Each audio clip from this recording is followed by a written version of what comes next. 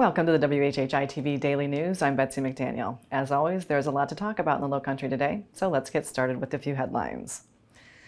Although he is no longer making headlines on a daily basis, Alec Murdaugh is back in the news today. His lawyers have now gotten approval to continue the appeal of his 40-year federal prison sentence for financial crimes.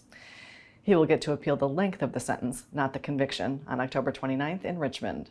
Murdaugh is contending his sentence was out of line with other sentences for white-collar crimes similar to his. He is still in jail serving his back-to-back life sentences for murdering his wife and son back in 2021, cases that he also is trying to appeal. And he is already serving nearly 30 years for financial crimes he pled guilty to on the state level. It has been many years since anyone has been executed from South Carolina's death row, but the state's Supreme Court has now ruled that all of the state's methods to execute inmates sentenced to death are constitutional.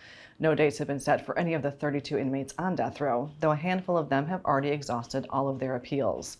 The Supreme Court has approved the state's law that specifies using the electric chair as the default method of execution, but gives inmates the option of being executed by a firing squad or a lethal injection.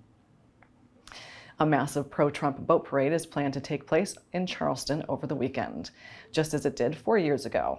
Dubbed the MAGA Boat Parade 24, the Flotilla is attempting to repeat the Memorial Weekend parade back in 2020, backing the former president in a 5-mile-long procession.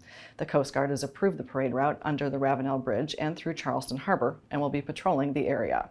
The 2020 parade featured between 800 and 1,500 boats.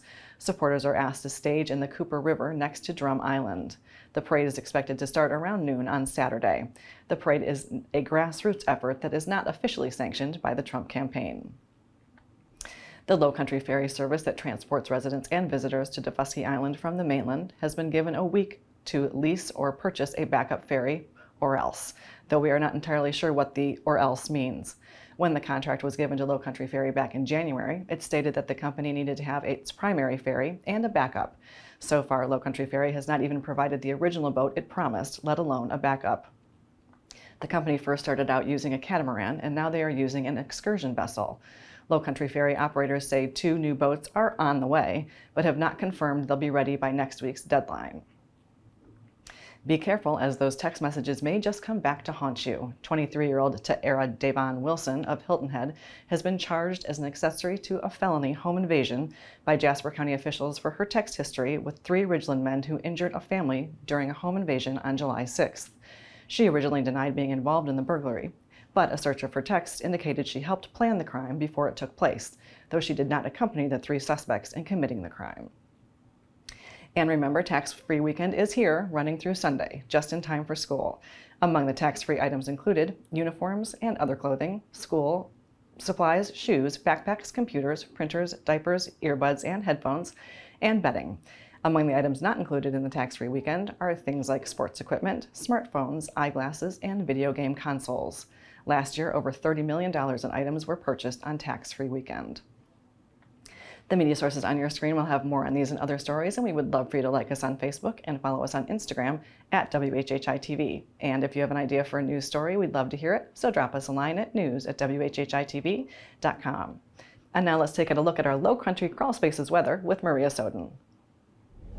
Thanks, Betsy. Yep, so taking a look ahead, it does look like we're going to have more rain in our forecast throughout the rest of this week and going into next week. Also, the highs are going to stay in the 90s, so we will be under a heat advisory.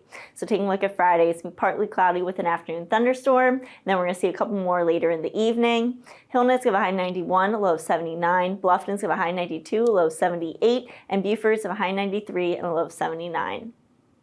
The sunrise for Friday is going to be at 6:38 and sunset's going to be at 8:19. Taking a look at the tides, high tide's going to be at 8:22 a.m. and low tide's going to be at 3:21 p.m. Taking a look into the rest of the week and a little bit into next week, Saturday is going to be partly cloudy with scattered showers and thunderstorms throughout the afternoon and continuing on into the evening. Highs will be in the 90s, lows in the 80s. And then come Sunday and Monday, it's going to be cloudy with scattered showers and thunderstorms throughout the day, but they will be clearing up by the evening. Highs will be in the low 90s, lows in the upper 70s. That's it for your Lowcountry Crawl Spaces weather. Let's head it back to the desk. Thanks, Maria. Well, the city of Hardyville has a new assistant police chief, and we're going to meet him next, so don't go away.